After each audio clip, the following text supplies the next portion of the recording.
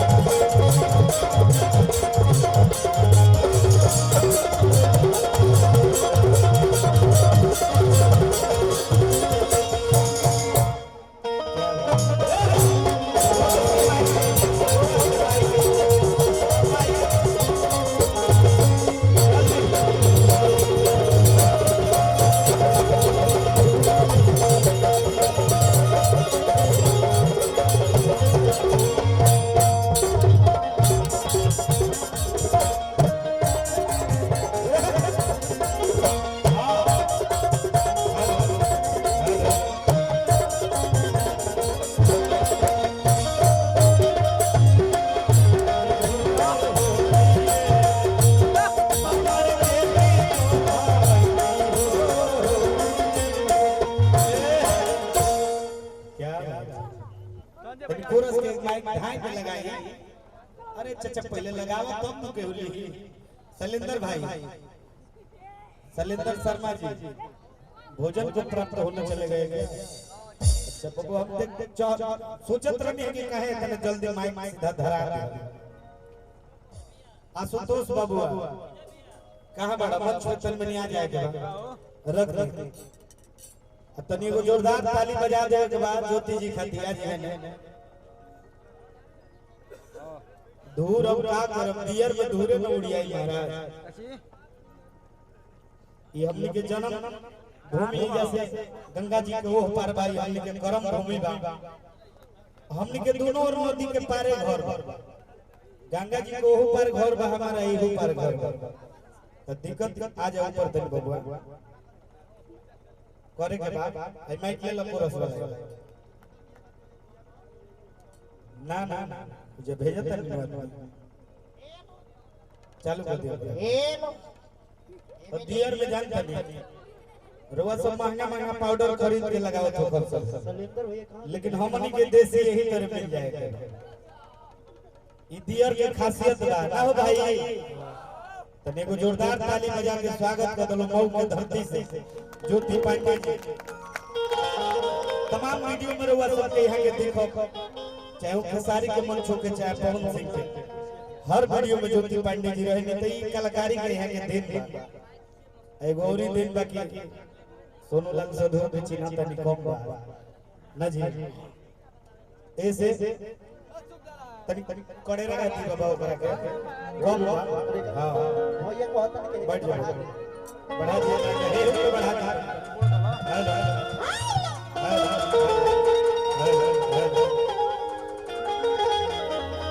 आए सोना आए क्या बात ईमानदारी से बताओ तनी कि हमारा से बताओ रहला कि बहुत ही सुंदर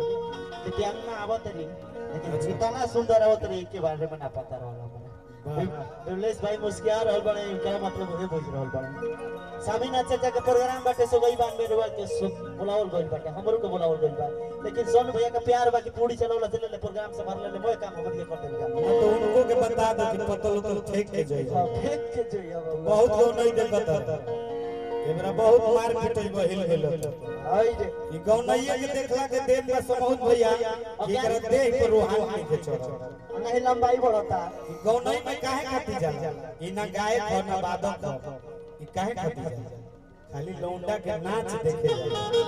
तनी को ताली बजा दी रे सब। हम चार में बिमलेश भाई तनिया जी मंच पर हो आ जाई दिखा दी कि हमनी के लौंडा के नाच केतना देखले बानी तनिया ही हमरा मोलिया से स्वागत कर चाहब चूंकि रे लेट हो गइल बानी। अच्छा यहां के माला ना पहनल नहीं रे, गमछी तो मान ली कि हमने के भाई सब कोई ले लेहल बा अपन अपन हमरा हिस्सा के गमछी भी आ रउआ सवेरे ले ले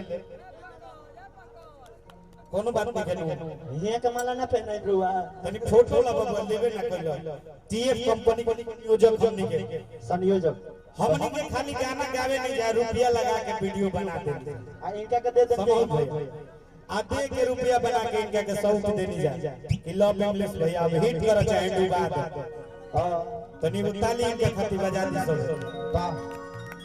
तनी जोर से ताली बजाई बहुत बढ़िया गीत एगो हमारे YouTube पर हां 2.5 लाख से अधिक चल रहल बा प्रणाम करतन भैया तई बिमलेश शर्मा जी के संजोग बा आशीर्वाद बा कि मने इतना लोग देखल जीवन में हमरा के पहली बार क्या बात है पाल तानी के लेकिन संग संग एगो और इनकर सहयोग बा कि होली के खूब बढ़िया वीडियो बना के देनी है जेना के नोटिफिकेशन नहीं के समूह भैया वो वीडियो हमारे 5000 से 6000 बढ़त नहीं के एहू खातिर एगो ताली बजा लड़का में क्वालिटी बनू हां बिमलेश बाबू यहाँ के अगर जो बढ़िया बुझाई तो ओकरा के काले प्रमोशन करा दे ना तो ऐसा नहीं मंच पर तो रोज भेंट होके के ना जी लड़का सही बात बाटे भाई इज्जत तो सब करे नहीं जा लेकिन मेरा पर बेइज्जतियों बेचे के पड़े हेलो भैया काम चाहत के तनिया जी देवेंद्र भैया कहां बा आई रवा के माला पहनोला के दूगो स्वार्थ बा आई खींच आई देवेंद्र भैया चल रवा के माला पहनोला के दूगो स्वार्थ बा गौरी शंकर भैया पहला स्वार्थ तो ई बा कि यहां के कैमरामैन बहुत बढ़िया है अब वीडियो यहां के जितना हमारा प्रोग्राम एडिट होला चाहे कैसे होला तो यही के करी तो ए से हम माला पहना के और स्वागत तनी फोटो ले ले करके दोनों माला पहना तनी हां ए प्यास काजी ए प्यास हां राजकुमार भैया के ना बोली रहा करी कर करती राजकुमार भैया गोल बना कर नहीं जन्नी तो एगो तो यहां के कैमरामैन एडिटर वो खूब लौंडा का भाई सम्मान ना कइल और बना दे के सटरू का भाई बोल दे और ओकर बाद दूसरे में कि यहां के काल है के लइका भइल माने यहां के नहीं के भइल यहां के तो घर रख मेहरारू के मेहरारू के लइका इनका हो गइल बा भैया के आ ठीक से हो गइल बा डॉक्टर के काफी ओकर में मदद रहल ए प्यास अच्छा ऐसे माने यहाँ के भाई जरूरी बा आशीर्वाद हमेशा मिलेला देवेंद्र भैया के हम चाहते हैं एगो ताली बजा के रहो सब आशीर्वाद दे ओ भाई दी चाह दो माने कि बहादुरपुर से पकड़ लेना टेम्पू है राजकुमार भैया हरिद्वार जात रहूं मार जब बैठे देवेंद्र भैया अभी जाए कि नहीं के हरिद्वार दर्शन करे को लेके देखा बाबू इतना संतोष बाबू और बड़ाई कर बड़े के वो गीत हमरा याद करते हुआ के दे वाह वाह गा दे लेकिन ये सुघर बड़ी यार हां हां सुघर बड़ी जाए दे उसे कहियो मत बाबू ये हमारा तारा पीछे में बात रहे के चाहिए आ इहो जोड़ी ठीक बोलौले बड़ा कि यही जैसे ये रख रह जे माने कि बेरा के बेरा सवेरे पिटइबो ना